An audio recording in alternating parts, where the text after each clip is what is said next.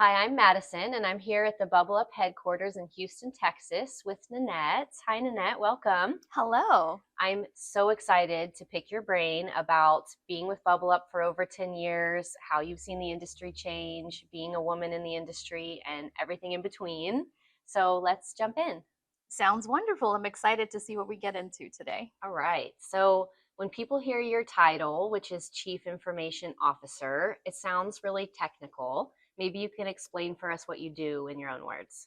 Chief Information Officer does sound like a technical role, but it is actually, for me, it's pretty simple. I am the connector of people and technology and systems. Mm. And so, how I look at my role or my job is to connect those three things together by finding out what our customers need, and that's both internal and external customers, and then connecting those needs to people that will execute what they need, Mm. and also connecting them to systems and processes that will execute their vision. Mm-hmm. Yeah. Yeah, it sounds like a literal information circuit of you just gathering the bits and bringing it around the circle. Yes, it Really is. cool. It's actually very simple. So you hear CIO and you think this big complex thing. I look at it as a puzzle that moves pieces around to Mm, fit into a great picture.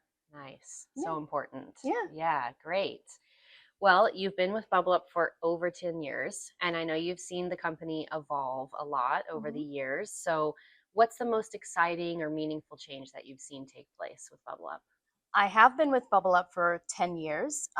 Prior to that, I was a customer. Mm, So that gave me a little bit of a different perspective when I came into BubbleUp, and then to watch just the progression and growth of the company over the last 10 years in relation to that.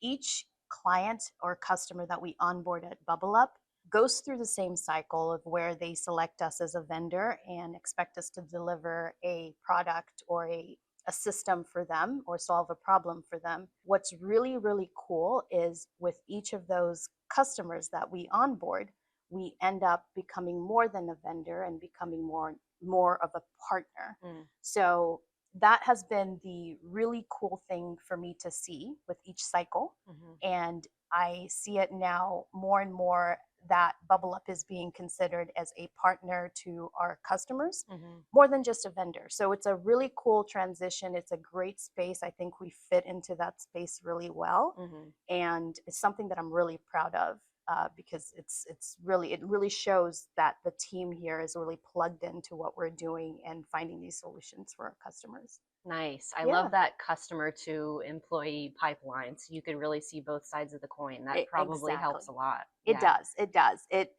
allowed me to see what or learn the expectations from the other side of the pond and into the pond itself, Mm, and just really figure out what it takes to deliver the services and the tools that we deliver to our customers. So I think the value in that is just this real deep understanding of what a customer needs when they come to us mm. and what they expect us to deliver, and just being able to translate that to our team so that we ensure that we're meeting the mark. Nice. Yeah. Great. Awesome. Well, I know that Bubble Up works with a wide range of clients and brands. From your perspective, what sets Bubble Up apart? I mean, it's a crowded industry, there's a lot of activity. So, what makes Bubble Up different? Bubble Up is different because we operate in a very calm way in a chaotic environment. Mm, Technology moves really, really fast. A lot of the customers that we serve are typically working in environments where they need quick turnarounds hmm and really, really big, hefty tools and solutions. What our team is really good at is taking a step back and looking at the holistic picture of what we need to deliver for customers. hmm And we are not shy to ask questions and figure out what the true need is. One of our developers, actually, in fact, we may laugh about it, but it's indicative of how we operate at BubbleUp, is he always asks, what are we trying to solve for? mm, And I think that question has become such a core to how we operate, meaning we're not just delivering what you ask us to deliver, we're finding out the why behind it, mm, and then we're determining if we have a better solution, if the better solution exists mm, or a better tool exists. So it's more, um, our team is more ingrained in wanting to figure out how we can help you in the best way mm. versus how we can just give you what you want. Yeah, I love that because anticipating the needs of the customer and their industry, I mean, that's what makes you the experts. That someone's coming to you and saying, help me with all of this. And you're able to be like, I think this is the best way to do it. Right, So right. It cool. solidifies us as a partner Hmm. to the customers. I think that's really the thing that differentiates us is we become an extension of our customers team and not just a vendor, and Yeah. so it's a really great space to live in. All right. Well, this is one of my favorite questions, and I can't wait to hear your answer. You are well known for your positive, steady attitude and mindset.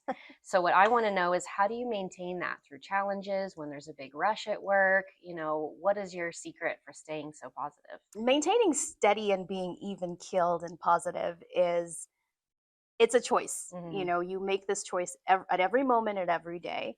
And so for me, it's a conscious decision moment by moment to maintain that attitude, specifically because we work in such a high stakes in a high stakes environment. Hmm. We have a lot of, we're working in the music industry. There's deadlines, there's announces, and there's a lot of different moving parts. And usually when there's high stakes, there's high emotions. Yeah. And what I have come to learn in my career is that peace is one of the most important leadership traits that you can Mm. possess, and that comes with keeping a room calm. So it's always been a goal of mine to approach spaces that are high tension with calm resolve, Hmm. and just making sure that there's an anchor there. Hmm. There has to be an anchor. When everybody's panicking, Yeah. they look to whatever that anchor is, and I want to exude that, and I'd love our team to continue to exude that. And I think Mm. that's also something that we do really well at BubbleUp, Yeah. is because we work in such high stakes and high tension processes and clients, and we're delivering just very complex projects. Our team is really, really good at Mm. staying calm. So I would say making the decision to maintain that. Yeah. And secondarily, I would say just leaning on your team. I mean, they maintain that aura as well. I never seen anybody run down the hallway Yeah. screaming that their hair, whatever's on fire. Yeah, Yeah. yeah. Well, and a lot because we have your leadership to look to, like you said, as an anchor to be like, okay, then that's okay. So maybe it's going to be fine. you know, Yeah. you wear many hats as a CIO, leader, mentor to the team, and a mother of three. So I'd like to know what boundaries have helped you to, or habits have made the biggest difference for you to help you maintain, manage your time, and manage your energy. The first thing is I don't do all of those things at the same time. And I Mm. have to recognize that there is value in making sure that you have time structured and associated with each of the things that you need to do. Yeah. Second biggest thing is help. Hmm. I have learned to be really good at asking for help. Mm. That could be internally with my little family, or it could be externally here with the team. So figuring out how to balance it all has been an interesting shift because it's balance with support. Hmm. And so I have come to learn that leaning on people that are capable, empowering them to do the job, figuring out what is crucial for you to do and what anybody else can take on and learn while they're doing those things Mm. is the way to kind of collectively grow and function and manage Hmm. several different responsibilities. So that's been key to me. The other thing that's really key is time, Hmm. and managing your time as a very rare commodity because it is. Hmm. So I am a firm believer in planning out your time. If you're not planning it, you're wasting it. And once it's gone, it's gone. Mm. And so my days are structured in such a way. I have a structure from the moment I wake up to what I'm doing before I go to bed. And I do that on a daily basis and a weekly basis. I will plan my week. On a monthly basis, I'll plan my month. And dare I say, I have a big calendar in the middle of my kitchen, Mhm. which is huge and it's hideous. Mhm. And it has my year planned out. Mm. It just helps me figure out what the priorities are and ensure that everything that is a priority is on that calendar, so you're able to give proper attention to all of the different things that need your attention, your time and attention. Nice. Yeah. Yeah, I mean, it sounds like learning to delegate is a huge part of like creating the village that we need as moms in the world to make it Yeah. happen. And we all are on that journey of accepting help, trying to do it all by ourselves. So it's really like relieving to hear you say, yeah, outsource, get support, get help. And then seeing your time as such a valuable commodity is Yes. also just so rooted in gratitude. And I love that because our time is really precious. So, Absolutely. yeah. Yeah. All right. This is maybe on a similar vein, but what productivity tools, routines, or mindsets help you stay organized and focused, especially during high moving, fast paced periods? I know you said your big calendar, Yes, and I know you make a list every morning. I do. So, what are those things that you do to keep on track? Routine is really important, but just as important is pivoting Mm, if things change, because if there's anything I've learned is that nothing is static and everything you put down on paper will not happen exactly as you intend. hmm However, planning is a huge part of being able to structure your day, your time to accomplish the goals that you've set for the day, for the month, for the year. Yeah. So for me, my routine involves a morning routine where I wake up and the first thing I do is reset my mind. My mind is my most valuable part of my body, Mm, my mind and my heart. hmm And what that means is I need to care for it and be able to show up in the spaces that I need to show up with a clear mind, maintain that positivity, make sure I'm able to share encouragement and whatever I need to do for that day. It mm, all starts with my morning. And so having that time set apart to do that sets up my day. hmm And then I go into my regular routine. Like I mentioned, I plan almost hour to hour in my morning down to when I get to work and the things that need to be accomplished at work and after work.